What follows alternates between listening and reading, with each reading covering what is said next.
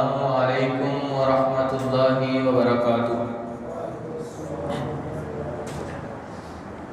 الحمد للہ نحمدہ ونستعینہ ونستغفرہ ونؤمن بہ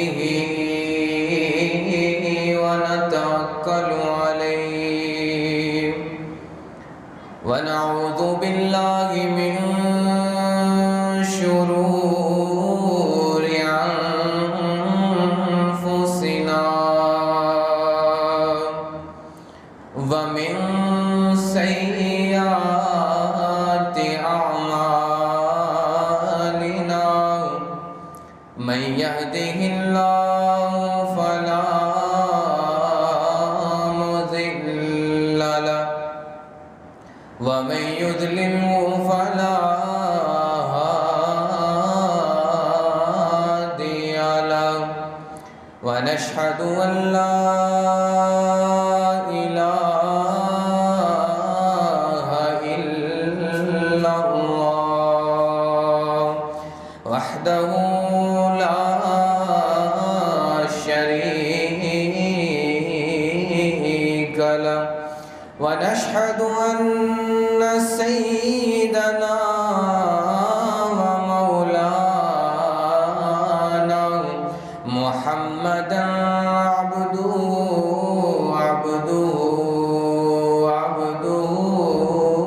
ورسوله أما بعد فأعوذ بالله من الشيطان الرجيم بسم الله الرحمن الرحيم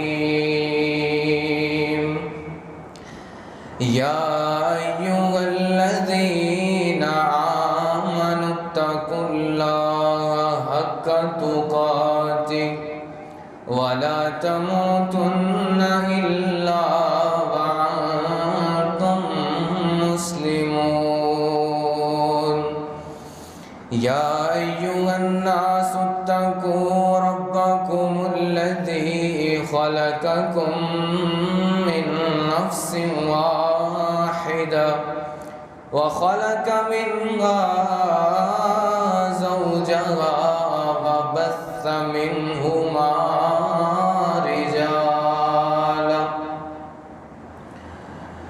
رجالا كثيرا ونساء واتقوا الله الذي تساءلون به والأرحام إن الله كان عليكم رقيبا يا أيها الذين آمنوا اتقوا الله يا أيها الذين آمنوا اتقوا الله وقولوا قولا سديدا يصلح لكم أعمالكم ويغفر لكم ذنوبكم ومن يطع الله ورسوله فقد فاز فوزا عظيما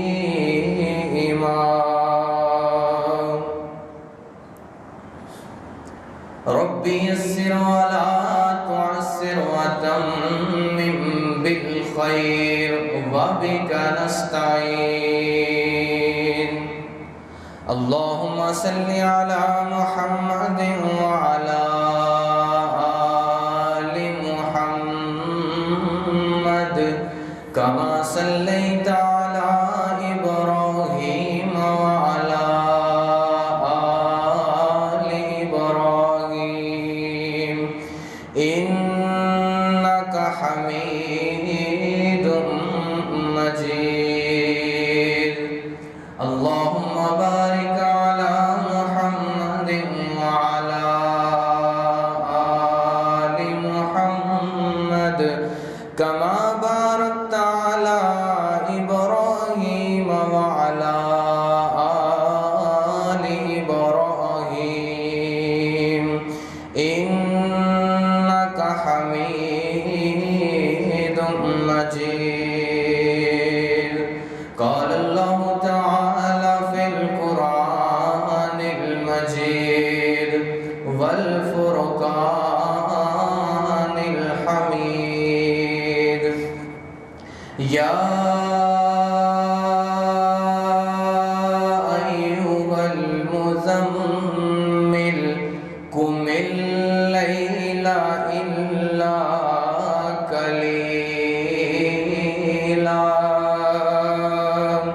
نصفه وانقص منه قليلا صدق الله العظيم.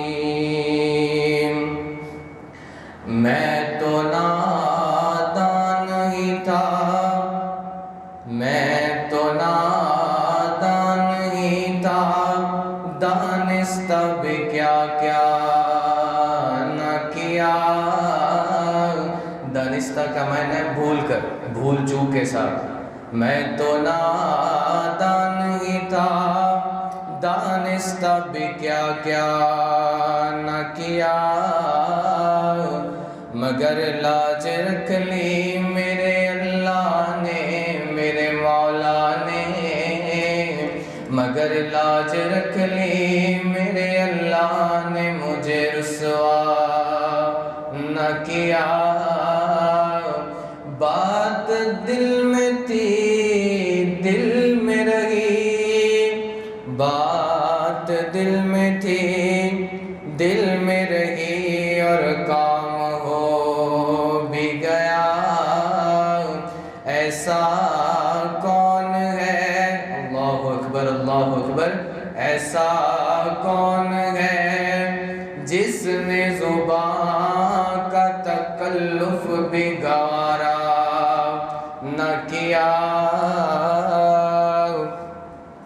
ہر قسم کی حمد و ثنا، صفت و ثنا اس خالق کائنات مالک ارض و سما کے لیے. لاکھوں کروڑوں اربوں درود و سلام آقا دو جہاں، امام الانبیاء، صاحب شرف و کمال، پیغمبر بے مثال، کائنات کے سردار، آمنہ کے لال، شیما کے ویر، جگ کے پیر، رب کے حبیب جناب محمد رسول اللہ صلی اللہ علیہ وسلم کی ذات اقدس پر آج کے جمعہ کا عنوان آپ صلی اللہ علیہ وسلم کی امت کے ساتھ، اپنے امتی کے ساتھ محبت کس قدر. ہر انسان دعویٰ کرنے والا ہے، ہر انسان جو مسلمان ہے، کلمہ پڑھنے والا ہے، وہ اس بات کا دعویٰ کرنے والا ہے مجھے اللہ کے نبی سے بڑی محبت. اتنی محبت ہے کسی شخص کو بھی جو مسلمان ہے، نماز نہ پڑھتا ہو، زکوٰۃ کی پابندی نہ کرتا ہو، جیسا بھی مسلمان، کھوٹا ہے یا کھرا ہے، اس سے سوال کیا جائے کہ اللہ کے نبی سے کتنی محبت ہے، وہ آگے سے جواب دے گا بڑی. کتنی؟ اتنی محبت ہے کہ میں آپ صلی اللہ علیہ وسلم پر جان بھی قربان کر سکتا ہوں. لیکن کہنے میں اور عمل میں بڑا فرق، بات کہہ دینے میں اور عمل میں بڑا فرق ہے. کہنے کی وفا اور ہے، کرنے کی وفا اور. انسان کا دعویٰ اور انسان کا عمل اکثر اوقات ایسے ہوتا ہے کہ دونوں آپس میں مخالف ہو جاتے ہیں. دعویٰ اور ہے اور عمل دونوں. عمل اللہ کے نبی کے ساتھ محبت والے نہیں ہیں، دعوے اللہ کے نبی کے ساتھ محبت والے. تو آج کا موضوع ہے کہ ہمیں تو اللہ کے نبی سے بڑی محبت، اور اللہ کے نبی کو ہم سے کتنی محبت تھی. وہ انشاءاللہ کچھ واقعات آپ لوگوں کے سامنے پیش کروں گا صحیح مسلم و بخاری سے، تاکہ ہمیں پتہ ہو کہ ہماری محبت کا معیار کیا ہے اور اللہ کے نبی کی محبت کا ہم سے معیار کیا تھا. اللہ کے نبی نے ہم سے محبت عمل سے کر کے دکھائی ہے، قول سے نہیں. صحابہ فرماتے ہیں اللہ کے نبی نے فرمایا، صحابہ فرماتے ہیں ہم نے پوچھا اللہ کے نبی ہم سے بھی بہتر کچھ لوگ ہو سکتے ہیں؟ عمل میں نہیں، محبت کی بات ہے یہاں. تو اللہ کے نبی نے فرمایا ہاں میرے بعد اور تمہارے بعد کچھ لوگ آئیں گے جو ہم ہیں، میرے بعد آنے والے لوگ جنہوں نے مجھے دیکھا نہیں، مجھے آنکھوں سے دیکھا نہیں، پھر بھی مجھ پہ ایمان بھی لے کے آئیں گے، میری سنتوں پہ عمل بھی کریں گے اور میرے ساتھ صحیح محبت عمل اور قول کے ساتھ اصل محبت جس کو کہتے ہیں وہ کریں گے۔ اللہ کے نبی نے فرمایا وہ تم سے بھی افضل ہے۔ یقیناً صحابہ کی بڑی فضیلت ہے، ہم ان کے قدموں کے جوتوں کے برابر بھی نہیں ہے، لیکن اللہ کے نبی نے فرمایا کہ انہوں نے مجھے دیکھا نہیں۔ بات یہاں پہ یہ اصل پوائنٹ کہ انہوں نے مجھے دیکھا نہیں لیکن پھر بھی محبت کریں۔ یہ آپ صلی اللہ علیہ وسلم کی اس امتی سے محبت ہے جو آخری قیامت تک امتی آنے والا ہے اس سے۔ کیا معنی جو میں نے تلاوت کی ان کا شان نزول کیا ہے؟ یا ایھا المدمل، اللہ کے نبی نے، اللہ تعالیٰ نے فرمایا اللہ کے نبی اے چادر کو اوڑھنے والے، جس کو بکل مارنا کہتے ہیں پنجابی سے، اللہ کے نبی چادر کو لپیٹ کر کندھے سے اوپر لیا کرتے تھے۔ یہ انداز اللہ تعالیٰ کو پسند ہے اور اللہ تعالیٰ نے قرآن بنا کے نازل کر دیا۔ یہ مخاطب کرنا تھا۔ پھر اس کے بعد ہے اللہ کے نبی نصفہ او انقص منہ قلیلا، آدھی رات یا اس سے تھوڑا کم رات کو قیام کریں، اتنا لمبا قیام نہ کریں۔ کیا مطلب اس کا؟ حضرت عائشہ، سیدنا حضرت عائشہ صدیقہ رضی اللہ تعالی عنہا، امی جان ام المؤمنین رضی اللہ تعالی عنہا بیان کرتی ہیں اس کی تفسیر، شان نزول بیان کرتی ہیں۔ ایک دن اللہ کے نبی، توجہ فرمائیے گا ذرا، ایک دن اللہ کے نبی میرے گھر آئے، میری باری تھی رات کی اور اللہ کے نبی میرے ہاں تشریف لائے۔ اللہ کے نبی بستر پہ آ کے لیٹے تھوڑی دیر، حالانکہ جب عشاء کی نماز پڑھ لیتے تو پھر بستر پہ لیٹتے ہیں سونے کے لیے، صبح فجر ٹائم اٹھتے ہیں۔ اللہ کے نبی بستر پہ آ کے لیٹے، حضرت عائشہ فرماتی ہیں اللہ کے نبی نے تھوڑی ہی دیر، کچھ لمحے اپنی کمر کو بستر کے اوپر سیدھا کیا، پھر اللہ کے نبی اٹھ کھڑے ہوئے۔ اللہ کے نبی نے مصلی بچھا لیا اور اس پہ اللہ کے نبی کھڑے ہو گئے۔ اللہ کے نبی نے قیام اللیل شروع کر دیا، رات کا قیام۔ اب توجہ فرمائیے گا کہ یہ آیتیں اتر آئیں کہ اللہ کے نبی قیام کم کریں، وہ قیام کیا ہے، کیسا قیام ہے؟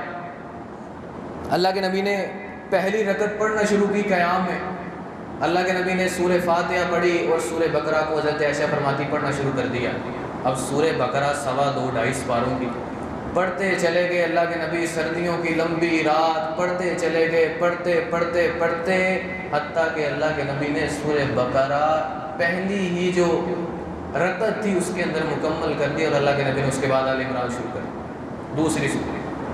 اللہ کے نبی پڑھتے جا رہے ہیں، اتنا لمبا قیام اللہ کے نبی کا، اتنا لمبا قیام۔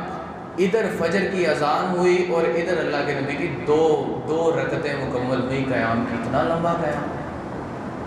حضرت عائشہ فرماتی میں سارا منظر دیکھ رہی تھی، جاگ رہی تھی میں بھی اللہ کے نبی کے ساتھ، تو میں نے دیکھا فجر کی اذان ہوئی، اللہ کے نبی نے اپنی 2 نفل جو رکھتے تھی رات کے قیام کی وہ مکمل کی، اور اللہ کے نبی مسجد نبوی میں نماز پڑھنے چلے گئے۔ اب ذرا دل پہ ہاتھ رکھ کے سنیے گا، حضرت عائشہ فرماتی جب اللہ کے نبی واپس آئے مسجد سے، میں نے دیکھا اللہ کے نبی گھر میں فرش پہ قدم رکھ رہے ہیں، خرامہ خرامہ الفاظ آتے ہیں حدیث کے اندر، جس کو پنجابی میں کہتے ہیں پولے پولے پیر زمین پہ رکھنا، اگر کوئی سٹ وغیرہ لگی ہوئی پیر تھے، آہستہ آہستہ اللہ کے نبی زمین پہ پاؤں رکھ رہے ہیں۔ تو میں نے غور سے دیکھا اللہ کے نبی کے پاؤں سوج گئے، ورم پڑ گئے اللہ کے نبی کے قدموں پہ۔ آخر کیوں؟ اتنا لمبا قیام لمبے، اللہ اکبر اللہ۔ حالانکہ ضرورت تو ہم گناہ گاروں کا ہے کہ اللہ تعالیٰ سے اپنے بخشش کا سامان کر لیں ایسے قیام سے، وہ نبی تو پہلے ہی معصوم عن الخطا، نبی کا تو کوئی گناہ نہیں، نبی کے تو پہلی بڑی فضیلتیں اور نیکیاں اور اعمال اللہ کے نبی کے، پھر ایسا کیوں؟ حضرت عائشہ فرماتی مجھ سے اللہ کے نبی کا یوں سوزش والے پاؤں سے چلنا دیکھا نہ گیا، میں بھاگ کے لپکی، میں نے اللہ کے نبی کے جو قدم تھے ان کو پکڑ لیا، بٹھا لیا اللہ کے نبی کو، اور میں نے سوال درد بھری آواز سے سوال کیا، اللہ کے نبی کیوں؟ آخر کیوں؟ سارا دن بھی تبلیغ میں گزر جاتا ہے، سارا دن بھی مسجد نبوی میں مسئلوں میں گزر جاتا ہے، سارا دن بھی الہی کلمت اللہ علیہ کے لیے سارا دن گزر جاتا ہے، رات کو آرام کے لیے ہوتی ہے اللہ کے نبی، رات بھی پوری کھڑے ہو کے قیام میں گزار دی۔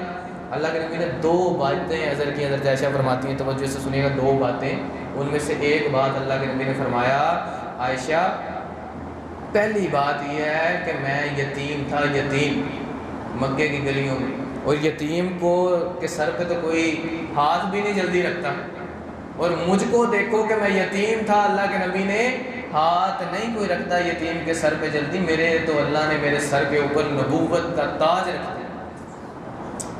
اور دوسری بات، اس چیز کا شکر ادا کرتا ہوں اتنے لمبے لمبے قیام کر کے، اور دوسری چیز اللہ کے نبی نے فرمایا کہ میں اپنے گناہ گار امتیوں کے لیے ساری ساری رات بخشش کی دعائیں کرتا ہوں۔ ہمارے لیے ذرا اندازہ لگا کے دیکھیں ہم کتنے برے ہیں، ہماری تو نگاہیں پاک نہیں، ہمارے تو کان بھی پاک نہیں، نہ زبان پاک ہے، ہمارے تو دل بھی پاک نہیں۔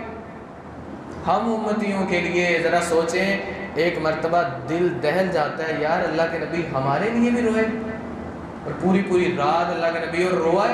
قیام کے اندر حضرت عائشہ فرماتی ہیں اللہ کے نبی نے اتنا لمبا قیام کیا اور ایسے آواز آنے لگی، مرجلی من البقا، جیسے ہنڈیا ابلتی ہے اس میں سے ابلنے کی، وہ جو بلبلے پانی کے بن کے ابلنے کی آواز آتی ہے دیگ یا ہنڈیا کی، ایسے اللہ کے نبی کے سینے سے رونے کی آواز آنے لگی، جیسے بچہ جو بلک بلک کے روتا ہے، ایسے اللہ کے نبی نے رو رو کے ساری رات کہا۔ اگلا دن ہوا تو آیتیں اتر آئیں، اللہ تعالیٰ نے قرآن کو نازل فرما دیا، نصفہ او انقص منہ قلیلا او زد علیہ ورتل القرآن ترتیلا۔ اللہ کے نبی قیام ہلکا کریں۔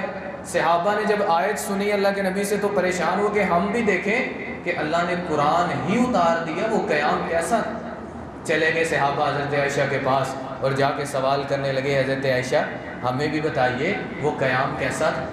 اور حضرت عائشہ فرماتی ہیں لا تسأل طولہن و حسنہن، پوچھو ہی نہ مجھ سے، سوال ہی نہ مجھ سے کرو وہ قیام کیسا تھا، اس کی لمبائی کتنی تھی، اس کی طوالت کتنی تھی، وہ بڑا کتنا تھا، اور وہ خوبصورت وحسنہن، اس کی خوبصورتی کتنی تھی، میرے پاس الفاظ نہیں بیان کرنے کے لیے، مجھ سے مت پوچھو کہ وہ قیام کتنا لمبا تھا۔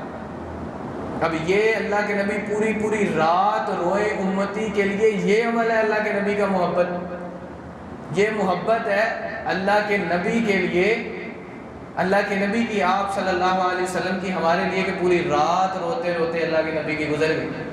ایک اور واقعے کی طرف اشارہ کرتا جاؤں، حضرت عائشہ فرماتی ہیں، یہ بھی حضرت عائشہ سے مروی روایت، فرماتی ہیں کہ میں ایک دن گھر میں کام کاج کر رہی تھی اپنے، تو اللہ کے نبی یوں بیٹھے تھے میرے پاس، تو میں نے اللہ کے نبی کو سوال کیا، یوں ہی کام کاج کرتے کرتے بندہ مصروف ہو اپنے چھوٹے چھوٹے کاموں میں تو کسی سے بات پوچھ لیتا ہے۔ میں نے پوچھا اللہ کے نبی کوئی ایسا داستان جو درد بھری ہو وہ مجھے سنائیں، جو زندگی میں ایسا واقعہ سنائیں کبھی آپ یاد کرتے ہو تو دل غمگین ہو جائے اور آنکھیں ٹپک پڑے آنسو، اس طرح کا کوئی واقعہ۔ ہر انسان کی زندگی میں کوئی نہ کوئی غم بھرا یا غم بھری ایسی داستان ہے جس کو انسان غم دیدہ ہو جاتا ہے، یاد کر کے آنکھیں بھر آتی ہیں۔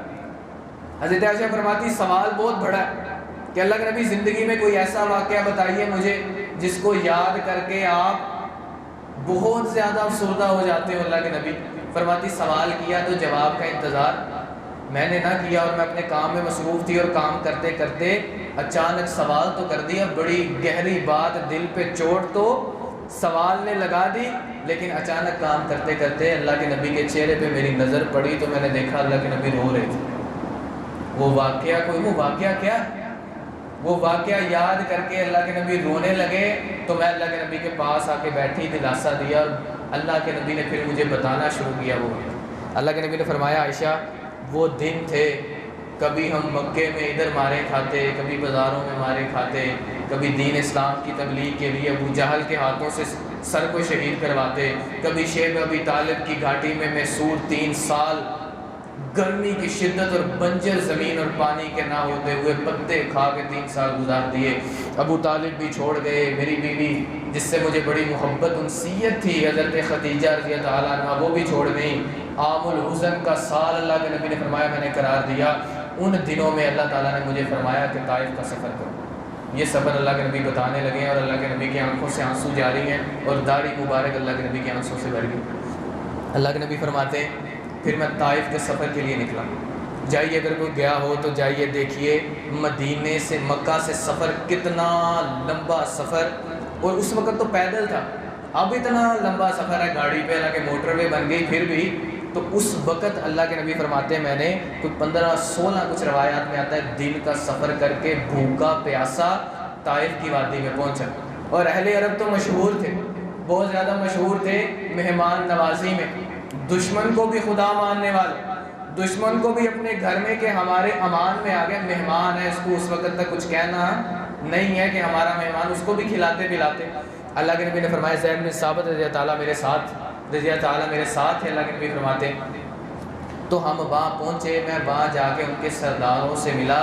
کیفیت کیا ہے، 16-17 دن رات ملا کے اتنا لمبا سفر کر کے، اور اتنے اونچے پہاڑ، جس طرح ہمارے ماحول میں مشہور ہے کہ ہم نے کہیں ٹرپ جانا تو مر ہی جاتے کہ اونچا علاقہ ہے، تو عرب جو حجاز ہے اس کے اندر اونچا علاقہ طائف ہے، پہاڑوں کے اوپر وادی ہے، پہاڑوں کے درمیان وادی جس کو طائف کہتے ہیں۔ اللہ کے نبی بلندی کے اوپر اتنا سفر کر کے وہاں پہ پہنچے، اللہ کے نبی رو رہے ہیں اور ساتھ میں یہ واقعہ حضرت عائشہ کو سنا رہے ہیں۔ میں وہاں پہ پہنچا، وہاں کے سرداروں کو جا کے میں نے دین کی تبلیغ دینا شروع کی، میں نے ان کو بتایا کہ یہ بت جو ہیں یہ کچھ کرنے والے نہیں ہے، اللہ تعالیٰ ہی صرف واحد ہے جس کی عبادت کی جائے، تو اللہ تعالیٰ ہی معبود ہے۔ انہوں نے میری دعوت کو ٹھکرا دیا، میری دعوت کو اللہ کے نبی فرماتے نہیں مانا۔ کس کے لیے؟ اس کے لیے اللہ کے نبی گئے تھے، انہی کے لیے کہ ہدایت پہ آ جائیں اور جہنم سے بچ جائیں، اس میں ان کی بھلائی تھی۔ اللہ کے نبی کا اس میں کیا مفاد تھا؟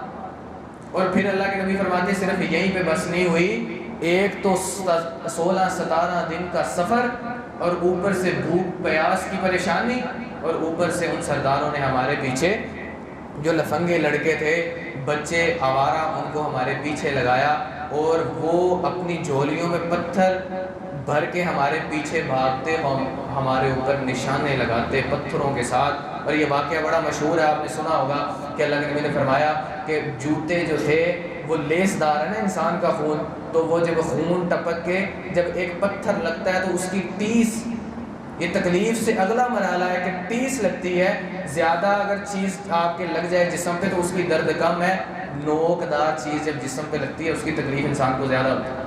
تو زید بن حارث سے روایت وہ بیان کرتے ہیں کہ میں اللہ کے نبی کے چہرے کے سامنے آتا بار بار کہ کہیں پتھر اللہ کے نبی کے چہرے کے نہ لگ جائیں۔ تو یہ واقعہ اللہ کے نبی سنا رہے حضرت عائشہ کو اور بتا رہے، اور یہ کیوں ہے؟ یہ امتی کے لیے محبت ہے۔ یہ لفظ کہاں آئے گا؟ آگے جا کے حضرت زید بن حارثہ کے ساتھ اللہ کے نبی فرماتے ہیں ہم نے بڑی مشکل سے ایک یہودی کے باغ میں پناہ لی، اور وہاں پہ اللہ کے نبی نے 17 دن بعد جا کے انگوروں کی بیل جو تھی وہ کچھ انگور یہودی نے دیے، اور تب جا کے کھانا کھایا۔ اب ایک بندہ یہاں سے نکل جائے اتنی دور، اس کو کوئی مفاد نہ ہو، اور انسان کے ساتھ ایسا ہو، تو اس سے زیادہ غمدیدہ اور واقعہ کون سا ہو سکتا ہے؟ اللہ کے نبی رو رہے فرما رہے، اللہ کے نبی فرماتے اس دن جبریل علیہ السلام کو اللہ نے بھیجا کہ اللہ کے نبی آج مانگیے، آج جا کے آپ صلی اللہ علیہ وسلم سے کہہ دیجئے کہ جو مانگیں گے اللہ تعالیٰ عطا کر دیں گے۔ آج جو اللہ نے کو آپ کی ادا پسند آئی ہے نا، آج جو مانگے اللہ تعالیٰ عطا کر دیں گے۔ اور جبریل علیہ السلام فرماتے ہیں کہ ذہن میں تخیل یہ ہے کہ یہ حضرت جبریل علیہ السلام کے ذہن میں ہوگا کہ آج اللہ کے نبی اشارہ کر دیں نا تو 2 پہاڑوں میں گستاخ بستی کو پیس کے رکھ دیا جائے، اور پھر لب ہلے وہ نبوت والے جس کو اللہ تعالیٰ نے قرآن میں فرمایا کہ وہ رحمت للعالمین ہے، مسلمین نہیں ہے۔ عالمین میں کافر بھی آ جاتے ہیں، مسلمین تو صرف مسلمان تو مسلمان ہیں، وہ کافروں کے لیے بھی رحمت ہے۔ پھر وہ نبوت کے لب ہلے، اور اللہ کے نبی نے فرمایا نہیں، میں اللہ تعالیٰ سے ان کے لیے بخشش کی دعا کرتا ہوں، میں اللہ تعالیٰ کے لیے مجھے علم ہے کہ آنے والے وقتوں میں یہاں پہ ان کی نسلوں میں مسلمان نکلے، اور وہ اللہ کے نبی کی پیشین گوئی آج آپ دیکھیے طائف کی وادی کے اندر بہت بڑے بڑے مدارس، اور ان میں کام کرنے والے دین کے بڑے بڑے مبلغ دائی جو وہاں پہ پڑھنے والے طالب علم، اور ان کے وہاں پہ پڑھانے والے کام کرنے والے پوری دنیا میں کام کر رہے شیوخ، جن کے متعلق اللہ نے فرمایا تھا کہ ان کو تباہ و برباد نہیں کرنا، آنے والے وقت میں ان میں نیک اور مسلمان لوگ آئیں گے۔ یہ اللہ کے نبی کی امتی کے ساتھ محبت۔ سراقہ بن جہشم، اللہ کے نبی مکہ سے مدینہ نکلے، جب مدینہ کے لیے سفر اللہ کے نبی کر رہے تھے تو حضرت ابوبکر صدیق رضی اللہ تعالیٰ عنہ ساتھ تھے آپ صلی اللہ علیہ وسلم کے. تو آپ صلی اللہ علیہ وسلم غار میں تھے. حضرت ابوبکر بڑے پریشان ہے کہ کافر اتنے قریب آ گئے ہیں. واقعہ مختصر کرتا ہوں، ٹائم بڑا تھوڑا ہے. تو ہمارے قدموں تک کو دیکھنے والے تھے کفار کہ ابھی ہم پکڑے جاتے، لیکن اللہ تعالیٰ نے ہمیں بچا لیا. اس وقت انعام کا اعلان کیا ابو جہل نے، اور ابو جہل نے جب انعام کا اعلان کیا تو سراقہ بن جشم عام سا جو تیر چلانے والا ایک شہری تھا، اس کے ذہن میں آیا کہ میری بھی چلو زندگی سنور جائے، 100 اونٹ بہت بڑی دولت ہے. تو نعوذ باللہ ابو جہل نے کہا کہ اللہ کے نبی کو پکڑ کے لاؤ زندہ یا مردہ، اس کو ہم 100 اونٹ دیں گے. تو سراقہ بن جشم کہتے ہیں میں انعام کے لالچ کی امید میں نکلا تو میں نے اللہ کے نبی کو پا لیا، دیکھ لیا میں نے اللہ کے نبی کو. اور میں گھوڑے پہ تھا، میں نے اللہ کے نبی کی طرف گھوڑا دوڑایا تو وہ گھوڑے کی جو ٹانگیں تھیں وہ گھوڑے کی وہ ریت کے اندر دھنسنے لگی، گھوڑا بھاگ نہ پایا آگے، میں نیچے گر گیا. تو پہلے میں نے سمجھا کہ یہ شک تو دل میں ہوا کہ یہ ہوا میرے ساتھ، پہلے کبھی نہیں ایسا، آج کیوں ایسے ہوا ہے. پھر کفار مکہ فال نکالا کرتے تھے، یہ پیچھے بیگ اور اس کے اندر تیر ہوا کرتے تھے، وہ تیر نکال کے کمان میں لگاتے اور تیر کے اوپر دیکھتے، چھوٹی سی پرچی لگاتے ہاں یا نہ میں. تو اگر کوئی پرندہ یا شکار کرنا، کسی کو مارنا ہوتا تو تیر پہ لکھا ہوتا نا اگر ہاں تو پھر وہ تیر چلاتے. یہ ان کا ایک بدعتی اور مشرکانہ عقیدہ تھا. اور اگر تیر کے اوپر لکھا ہوتا نہ پھر وہ تیر نہ چلاتے کہ یہ ہمارے لیے بدشگنی ہے، یہ تیر ہم نے نہیں چلانا. تو اللہ کے نبی آپ صلی اللہ علیہ وسلم کی طرف تیر کر کے جب کمان میں ڈالا تو دیکھا اس کے اوپر لکھا تھا نہیں چلانا اس کو. کہتے ہیں انعام، ایک طرف انعام ہے اور ایک طرف یہ سارے بار بار ہونے والے معجزات. پھر وہ میں نے تیر 100 اونٹ کی آڑ تھی میرے ذہن میں، وہ میں نے پھینکا، پھر نکالا، پھر تیر پہ اوپر لکھا تھا یہ تیر نہیں چلانا. پھر میں نے تیر نکالا اور چلانا چاہا. بہرحال میں نے جتنی بھی کوششیں کی وہ ساری کی ساری ناکام ہو گئیں، وہ ساری کی ساری کوششیں میری ناکام ہو گئیں، کوئی کامیاب نہ ہو سکی. تو میں سمجھ گیا یہ اللہ کے نبی جو ہے نا یہ سچے نبی ہیں. یہ واقعتاً جو میرے ساتھ ہو رہا ہے جس کو میں مار نہیں پا رہا، یہ اللہ کے نبی در حقیقت حق پر ہے. تو پھر اللہ کے نبی کے ساتھ ایک چھوٹا سا معاہدہ کر لیا، وعدہ کر لیا کہ اللہ کے نبی میں آپ کو شہید نہیں کرتا، میں آپ کو قید نہیں کرتا، اور میں یہاں سے جب واپس جاؤں گا تو آنے والے جو ادھر کو لوگ ہیں ان سے کہوں گا کہ اللہ کے نبی کو میں دیکھ کے آؤں ادھر نہیں. اتنا تعاون کر دیتا ہوں لیکن کلمہ میں نے نہیں پڑھا، اپنی برادری کو میں نے نہیں چھوڑنا.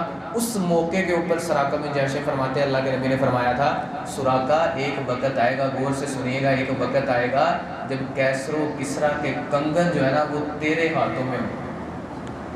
اب دیکھیں سراقہ کے ذہن میں آیا کہ اللہ کے نبی کے پاس تو اپنا گھر نہیں ہے، اللہ کے نبی کے پاس اپنا گھر نہیں ہے، مکہ والوں نے نکال دیا. بریک بات ذرا غور سے سمجھیے گا، مکہ والوں نے نکال دیے، مدینے جا رہے ہیں، رستے میں جان کا خوف ہے، کفار سے بچ رہے اللہ کے نبی، اور مدینہ پہنچنا چاہتے ہیں، وہاں پہ جا کے بھی کسی کے ہاں قیام کرنا ہے اللہ کے نبی نے، اور بات اتنی بڑی کر دی. ایک کافر تو یہ سوچ سکتا ہے نا کہ اللہ کے نبی نے اتنی بڑی بات کر دی. یہ ایسے ہی ہے کہ آج سپر پاور امریکہ ہے اور امریکہ کے بادشاہ کے سر پہ جو تاج ہو وہ کوئی کہہ دے کسی کو کہ اس کے وہ تو اللہ کے نبی نے کہا نا. یہ مثال دینے کے لیے کوئی کسی سے کہہ دے ایک دن آئے گا وہ تیرے سر پہ ہوگا، تو بات تو بہت بڑی ہے.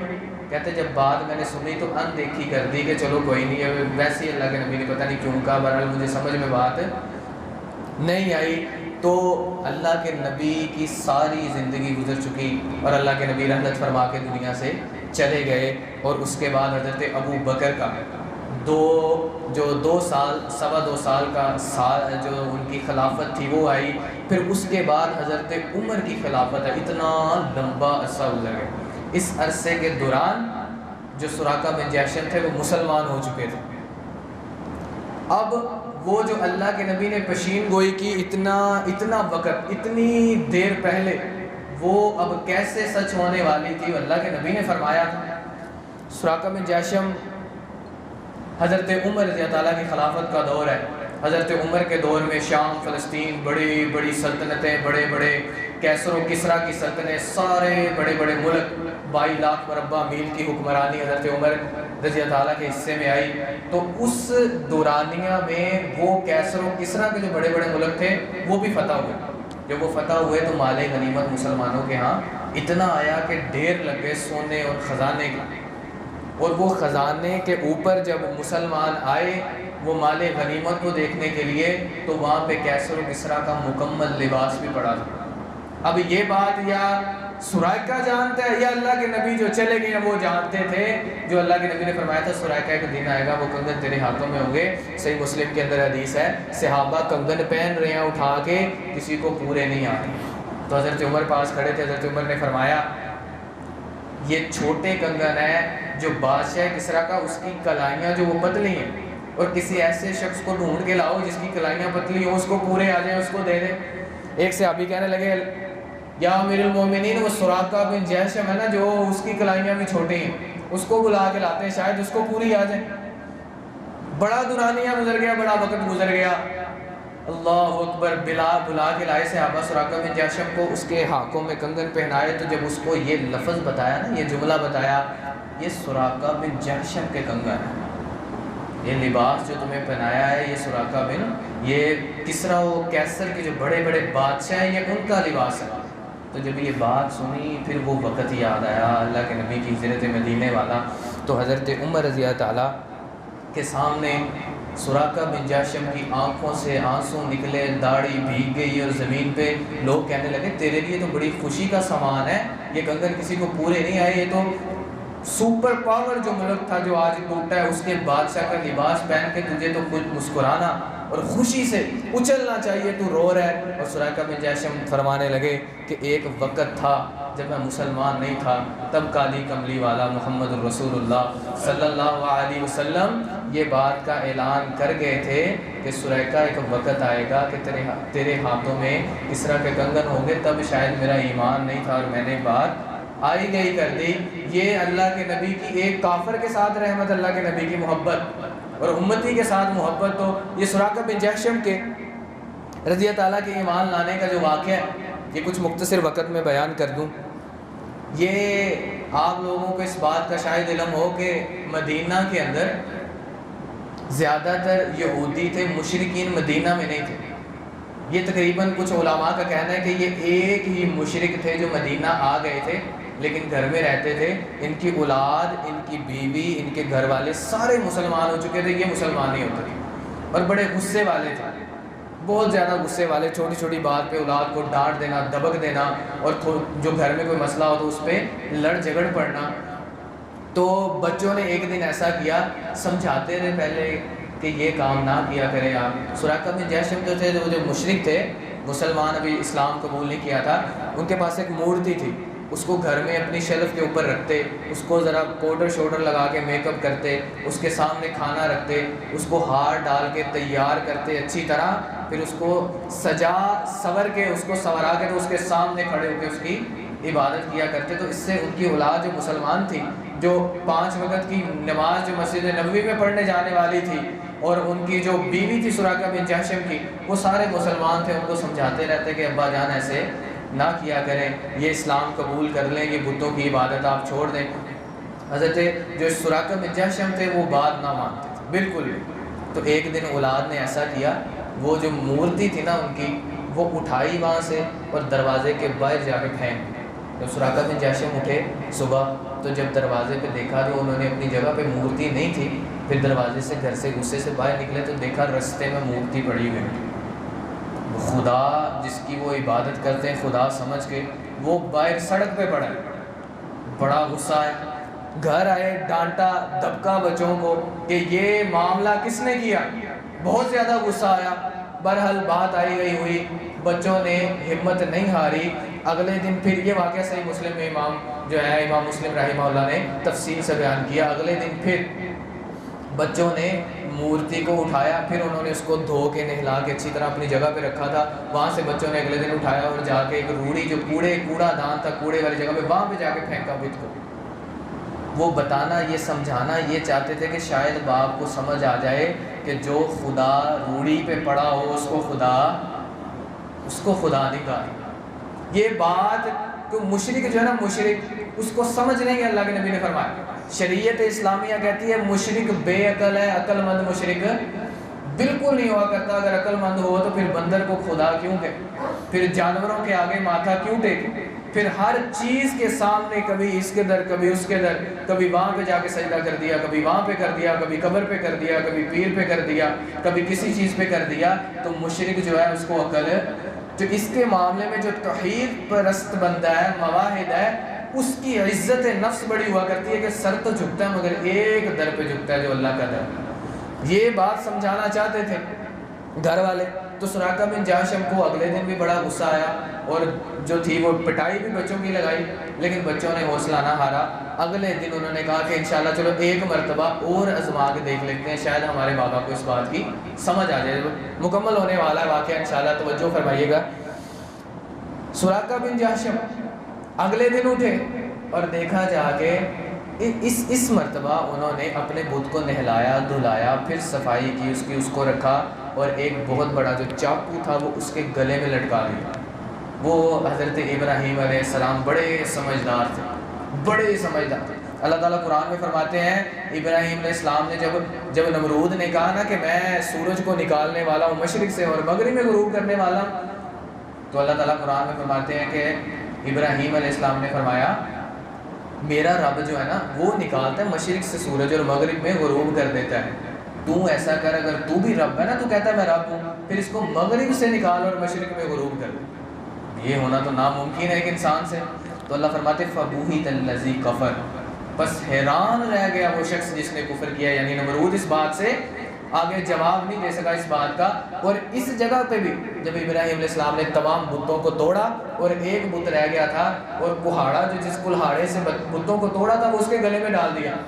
پھر جب انہوں نے پوچھا کہ ابراہیم یہ کام تو نے کیا ہے، تو ابراہیم علیہ السلام نے کیا فرمایا تھا کہ یہ جو بڑا بت ہے نا رہ گیا، یہ نہیں ٹوٹا، اس کو کوئی نقصان نہیں پہنچا، اس سے پوچھ کے دیکھ لیں اس کے گلے میں تو بہت بڑا کلہاڑا بھی ہے، شاید آپس میں لڑائی ہو گئی ہو، کھانا بھی پڑا ہے سامنے اور آپس میں مل بیٹھ کے بیٹھے ہوئے ہیں، شاید آپ موجود نہیں تھے، کسی بات پہ جھگڑ پڑے ہو تو اس نے، تو پھر کہنے پہ وہاں اللہ تعالیٰ نے قرآن میں فرمایا کہ ابراہیم علیہ السلام یہی جملہ سننا چاہتے تھے، یہی جملہ سننا چاہتے تھے جو جملہ ان کے منہ سے اگلا نکلا، مجبور ہو کے کہنے پہ ابراہیم تم جانتے تو ہو ہمارے خدا بولتے نہیں ہیں، کھاتے نہیں ہیں، نہ پیتے، نہ بات کر سکتے، سن بھی نہیں سکتے، اپنا مقابلہ حملہ ہو جائے تو اپنے آپ کو بچاؤ بھی نہیں کر سکتے۔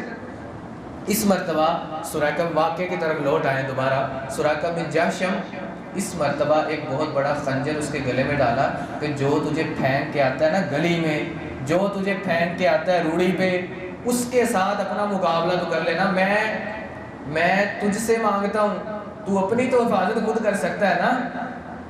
تو اس کے گلے میں چاقو جو تھا وہ رکھ دیا یا تلوار لٹکا دی کہ کل تجھے انشاءاللہ کچھ نہیں ہونے والا۔ اب اللہ تعالیٰ فرماتے ہیں اے اللہ کے نبی آپ کا کام ہے انت بلاغ، پہنچا دینا، باقی ہدایت کا ذمہ ہمارے ہیں۔ آپ نے مانگا نا دو عمروں کو، عمر بن حشام نام ہے ابو جہل کا، اور حضرت عمر بن خطاب۔ ایک روایت میں اللہ کے نبی نے کعبے کے دروازے کو پکڑ کے رو کے دعا مانگی تھی، یا اللہ دونوں عمروں میں سے ایک عمر دے دے۔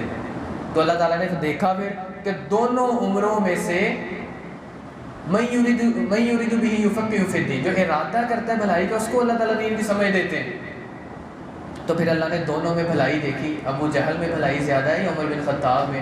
تو پھر جس میں اللہ نے بھلائی دیکھی تو اللہ فرماتے ہیں یہدی من یشاء، جس کو ہم چاہیں ہدایت دے دیتے ہیں۔ تو یہاں پر بھی اللہ تعالیٰ ہدایت دینے والے ہیں سراقہ بن جاشم کو۔ اولاد بھی دعا کر رہی تھی ہمارے بابا مسلمان ہو جائیں۔ تیسرے دن اٹھ کے دیکھا تو صرف بت گلی میں نہیں روڑی پہ پڑا تھا، اور اس مرتبہ مرا ہوا کتا اس کے گلے میں ڈال کے بچوں نے پھینکا۔ اور جب یہ چیز دیکھی نا سراقہ بن جاشم نے کہ خدا تلوار بھی وہیں پڑی ہے، مقابلہ بھی نہیں کر سکا، روڑی پہ بھی گرا پڑا ہے میرا خدا، اور پھر اس کے ساتھ مرا ہوا کتا بھی اس کے گلے میں گندگی کوئی پھینک کے چلا گیا ہے، تو جو اپنا مقابلہ نہیں کر سکا، کبھی مجھے ضرورت پڑ گئی تو میرے ساتھ جو تعاون کیسے کرے؟ یہ میرے ساتھ مدد، میری استعانت کیسے کر سکتا ہے؟ جو اپنی مدد آپ نہیں کر سکتا وہ میری مدد۔ تو اس وقت جو دل کے اندر یہ ایک نظریہ ہے، یہ ایک سوچ ہے، آپ باہر سے کسی کو سمجھاتے رہیں بہت زیادہ، تو وہ انسان بہت مشکل ہو جاتا ہے اس انسان کا سمجھنا، تو بہت مشکل ہو جاتا ہے۔ اگر باہر، یہ بیج کی مثال ہے، بیج آپ باہر سے توڑ دیں گے تو وہ ضائع ہو جائے گا، لیکن جب خود اندر سے پھوٹ کے نکلتا ہے پھر اس میں سے زندگی نکلتی ہے، جس کو ہم پودا کہتے ہیں۔ انڈا بھی ایسے ہے، باہر سے توڑ دیں گے ضائع ہو جائے گا، جب اندر سے خود ٹوٹتا ہے تو اس میں سے زندگی نکلتی ہے، چوزا۔ تو اللہ تعالیٰ ہمیں اندر سے جو اللہ تعالیٰ ہمیں ہدایت جو ہے وہ اللہ تعالیٰ نصیب عطا فرمائے۔ وآخر دعوانا الحمدللہ رب العالمین۔